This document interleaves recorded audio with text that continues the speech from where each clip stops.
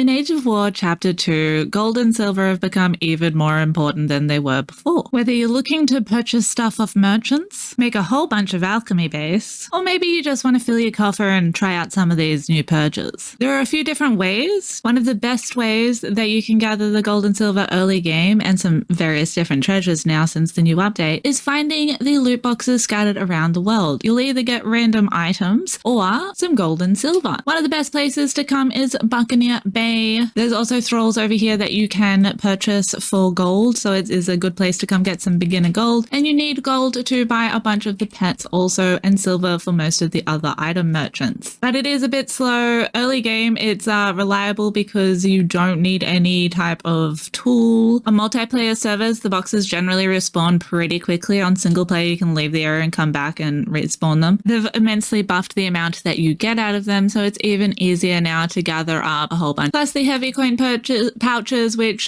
they've buffed to actually have money in them, which is nice since the recent patch. And there are also a fair few scattered around Seppu Maru and the Unnamed City. The Den has a lot of gold and silver boxes scattered around, but they are a lot harder to get to.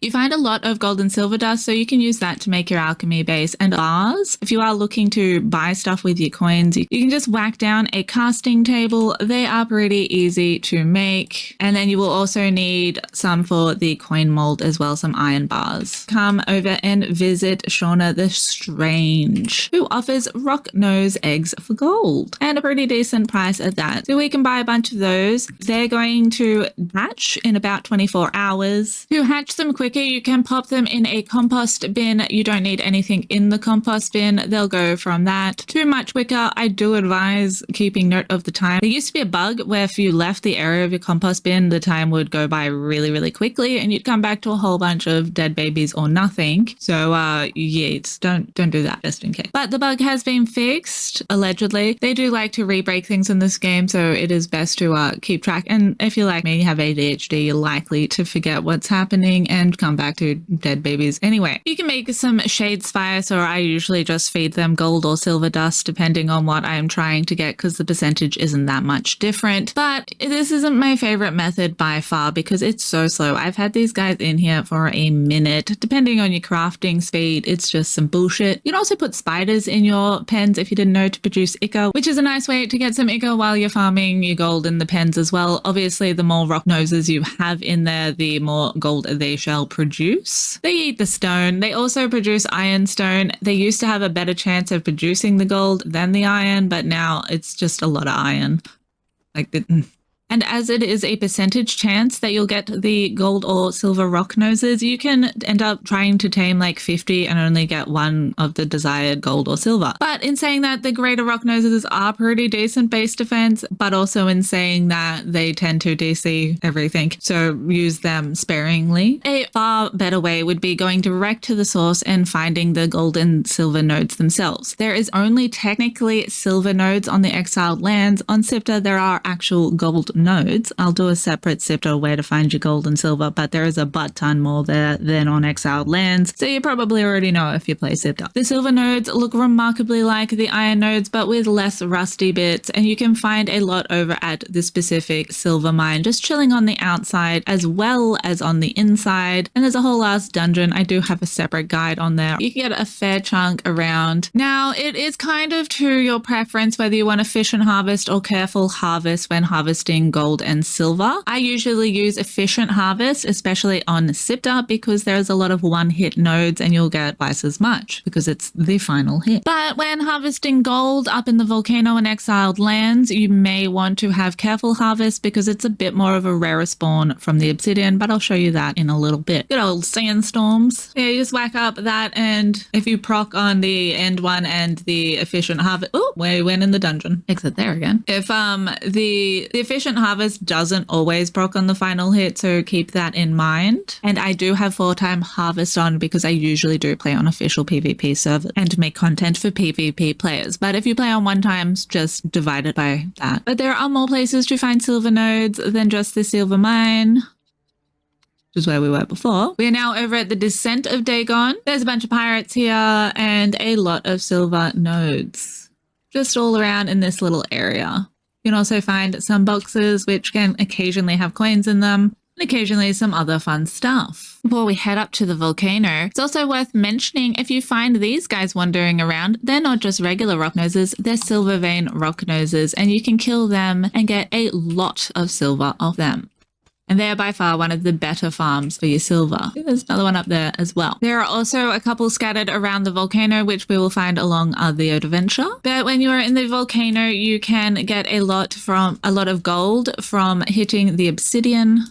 Sometimes you can get none also, which is fun. You definitely want to bring some encumbrance with you because you'll get full real quick, and just drop the crap you don't want. See there, I barely got anything. Obviously, the better tool you use, the more you're going to get also. The black blood tool, if you don't have one, is fairly equivalent to obsidian, but the advantage of having a black blood tool is you can put something like an oil of bounty on it that will give it a timer, so you have to use it within a certain amount of time and put it away when you're not harvesting, because while it's out, that's when the timer uses its time. But you get a lot more from using the oils of bounty. Applying the oil of bounty, the higher the durability, like I said, the more time you're going to get. You get about 820, and then you can see the timer goes down as I'm holding it. So put it away until we get to our next destination. Of course, it didn't give me any. Give me the gold. Let me show them. So this is why you probably want to have the careful harvest if you're just harvesting obsidian. But in saying that, when it does proc on the efficient harvest, it is much better. But that can be a lot rarer. It is a fairly decent way to get up a bit of crystal.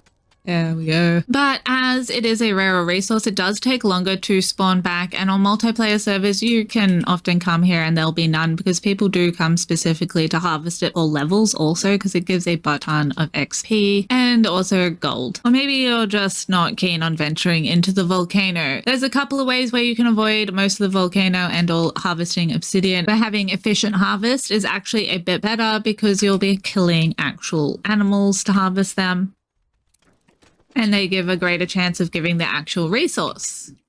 With oils, we get a fair chunk. This guy is located just up the path of the pilgrim near the road of the righteous. And there's also a bunch of obsidian along the way up into the volcano if you happen to come this way by the frost obelisk, if you don't already have the volcano obelisk. And he's about here usually. But there are more. You can also find obsidian rock noses about that can have a very random chance of giving you gold. But just up around the corner, past the lava lake, all the way along here. You can build a little bridge usually along here and not block this guy's spawn. But right here, we're going to find another gold rock nose. Now let me attack him. And that's right here, kind of opposite the pens and near the big lava lake. Right near the terrace of the tenders, just across from the aggressive cook, you'll find another one chilling. Now, mind you, this is all with me not doing it with efficient or careful harvest. I do have a black blood pick with oils. I didn't mention this other one by the pens, almost forgot about him.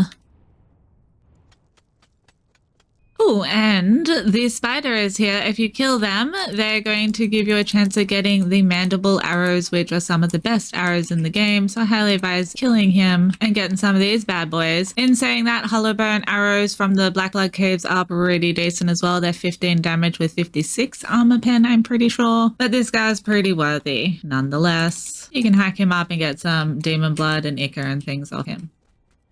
Sometimes it is also just a random archer or fighter. In some of the temples, you can also find gold and silver boxes about and some other random various treasure loot things. I don't even know why they put these type of war paints in boxes, as they no longer do agility or anything buffs. There could certainly be more than the 4 that I showed you, but those are the 4 that I know about, and it ended up being a fair bunch of gold anyway, and is by far my favorite method of getting up some gold and silver now. And probably the last way that you can get gold and silver in a reasonable manner would be going over to Mechamosis' spire Over here, taking your blood crystals, although this method is a lot more annoying now that you can't come here and buy merchants and black blood crystals and stuff. You can also do the KURAK dungeon here, which can give you some fun things. You buy your caches with your blood crystal, you open them up, probably wait until you're home. They're not super heavy, but you get some gold and silver nodes from them while you're opening them. But I definitely recommend going up to the volcano or the silver mine and hunting out the rock noses in person and getting those guys. It is definitely the most efficient way. And if you got time on your hands and a large amount of space, you can try for your gold rock noses and just plop them about and just have a whole bunch of animal pens, I guess. They're not a small thing to have a lot of, but if you're willing to wait, that is a way to generate it while you're doing other stuff. If you're on single player, it won't craft while you're offline, so that's a little bit annoying. So keep that in mind. So get out there farming your gold and silver. Now you know all the good places and the good methods. And I hope you get your treasure coffers full to the brim. If you found the information informative, smash that like button, consider subscribing if you're not already, and share this video around so your friends also know. Until next time, have an excellent day, evening, night, morning, whatever it may be, wherever you may be. Have a good one.